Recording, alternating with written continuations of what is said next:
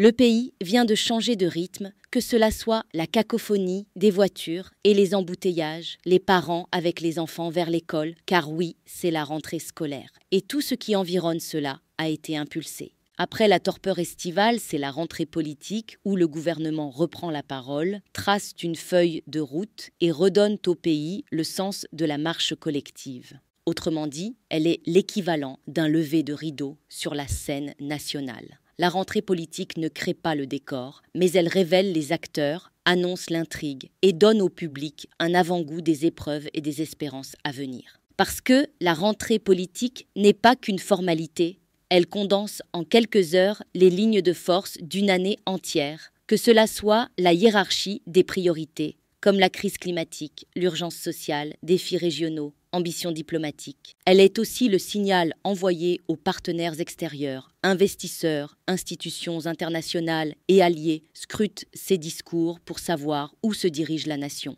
Alors si on saisit bien, c'est le temps politique qui ne marque pas seulement la reprise des affaires de l'État, elle signifie que l'histoire reprend sa marche, que le pouvoir se remet à écrire sur le parchemin fragile du présent. Et si on va plus loin, la rentrée politique est un carrefour où se rencontrent trois temporalités. Le passé, que l'on convoque pour rappeler les épreuves traversées, les acquis du pays à préserver. Le présent, où l'urgence sociale et climatique presse le pouvoir d'agir. L'avenir, qu'il faut esquisser comme une promesse crédible, mais jamais certaine. Ainsi, chaque rentrée politique est une méditation sur le temps. Elle révèle que gouverner, c'est moins dominer l'instant que tisser ensemble mémoire et horizon. C'est ainsi que la rentrée politique de cette année s'est inscrite. Mais le moment le plus marquant a été le discours présidentiel qui donnait le ton, le cap. Celui prononcé par le chef de l'État s'est inscrit dans cette lignée, mais avec une intensité particulière. Il affirmait l'ambition d'un État sûr de sa vocation et résolu à embrasser l'histoire qui s'est donnée à voir. Cette rentrée politique a marqué un tournant affirmé vers l'Afrique. En assumant la présidence de la Commission de l'Union africaine, Djibouti ne veut plus rester spectateur, mais devenir une conscience du continent.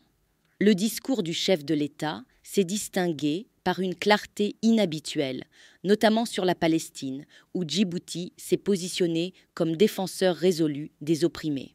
Au cœur de l'intervention, la vision 2035 a été réaffirmée comme socle stratégique. Modernisation, digitalisation et diversification sont présentés non comme des slogans, mais comme des chantiers concrets déjà engagés. La jeunesse, décrite comme force vive et trésor national, a été placée au centre de cette ambition, avec un accent sur la formation, l'entrepreneuriat et l'innovation.